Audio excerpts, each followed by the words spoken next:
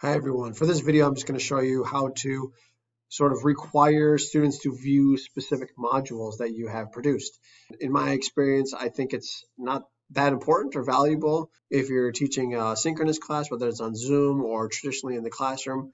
But a lot of times when you're doing sort of the e-class online learning or asynchronous type of course, the students don't necessarily view everything, and it's not easy to check in and make sure that they're actually viewing what you want them to view. So this is sort of a way to kind of force their hand. With this video, the assumption is that you've already produced the modules and you're ready to go. So what we're going to do is we're going to come over here, we're going to click modules, scroll down for this activity. I want to scroll all the way down to week 10.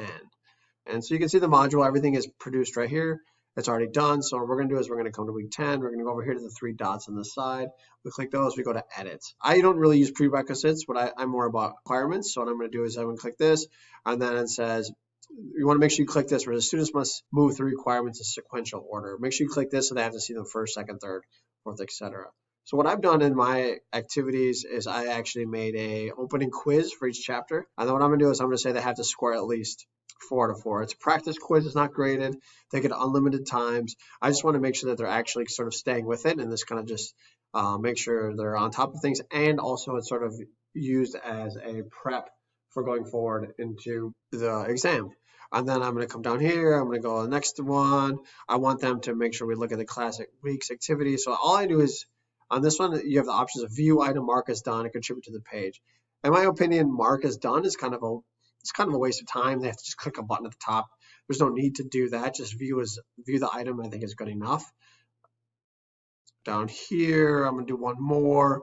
I have a video here that I want them to watch and say if there's a video I want to watch here. So I'm going to just show you how this works here, why this is important, and then view item. I just do view item. I have all these. I think view item is fine. One thing to remember is that I've spoken to my students in the past about this, and they usually kind of think that like 5 to 6 is about the max. Anything over that, I worry it becomes kind of tedious, and the students start to think like it becomes kind of a nag because they're just clicking next, next, next, which of course is up to you and how you manage your class.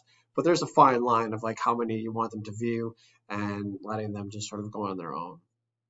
So I click update, and you can see it added this. It says score at least a 4, view, and view. And the thing is once they look at this, then this opens. Once they look at this, then this opens, and then this opens. And once they look at this, then everything below it opens. So for me, the one unique thing I like about this actually is that they have to try to set it so that it keeps the assignment closed until they've looked at whatever I think is important, right? And because what you want to try to prevent is students going ahead and only doing the assignments, not actually looking at anything. We're going to look at this now in the student view, which I think is always super important in Canvas because Canvas does things, they make changes, and there's a lot of stuff in here that it seems like it should work, but then you check in student view and it doesn't work. And if you don't check in student view, you end up getting a million emails from your students saying it's not working. So you scroll up here at the top. At the top, you can see where it says you have the little glasses. You go in here, it says student view, check this. One thing to do is always make sure you click reset student view so that you get a fresh go kind of thing, and it brings you back to the front page. So I'm going to click over on modules, and then we're going to scroll down to week 10 where we were just at. Okay, week 10. So you can see it says complete all these items, and you can see the ones that they have to click. It has the little spots for here. All right, so the first one we'll do the quiz. We come through the quiz, take the quiz. You can see it says no due date, points 4, questions 2, time limit none, unlimited attempts right here. So take the quiz, scroll down, blah, blah, blah. I've already done this, so I don't waste your time. And repositioning, and then we click submit quiz. Okay, so it's done, right? So I score 4 out of 4. Now I can continue forward. So there's the answers. I can remember that for future references. It gives me the feedback that I put in there so that the students can look it up in their textbook and it's like, oh, okay, that makes sense. So what I want to do is you have two options, right? You can either scroll down here and they can click next and it will take them, or we're going to go back to modules. I'm going to actually take you to modules so you can see what it looks like after they've done this. So again, we'll scroll down to 10, and now this one's open here.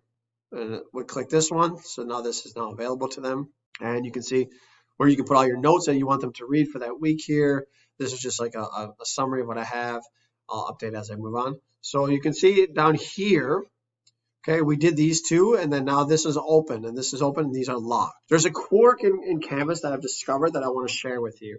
Even though this says it's locked, we have Sunny D and we have Sunny D here, right?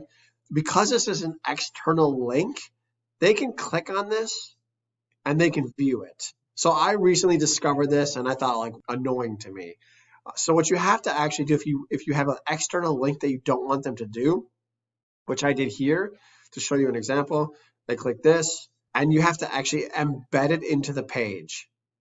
And then they can't see it. So if it's embedded in there, they can't see what it looks like. So it's kind of the unique thing that's there. And then once you go back, if we go back to modules, and I roll down here to week 10, now everything's available to see. Everything's available.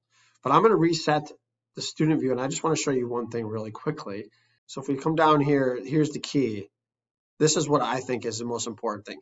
As you can see on week 10, right, we're on week 10, the quiz is open, but the assignment's not open. They can't click the assignment. And the same goes for if they come over here, you know, they go the other way, they try to take a different angle to get there, they click assignments. And if we go down to assignment 6 here, so even though it's available to them, they click this one, and it will say here that, see, it blocks them.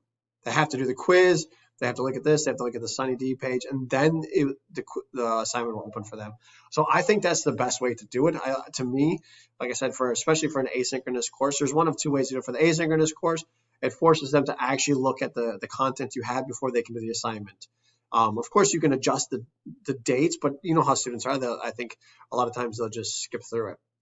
The second thing is that if you do it with a synchronous course or you're in the traditional classroom, I think a great way to do is you can do an opening quiz every week before they can see that week's PowerPoint, and it kind of gives them a way to sort of review what you've done in this semester. So there's different ways to do that, but I think this is something that I recently just learned and I want to share with you. I think it has a lot of value, and there's different things you can play with it.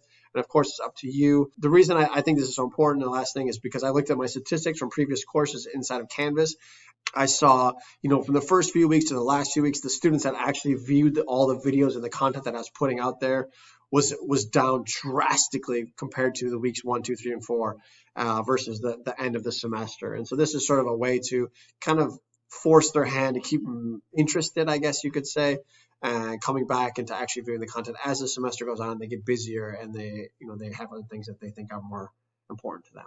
All right, thank you so much for your time. I hope this is something that you find valuable. I appreciate it. Have a great one. Thanks.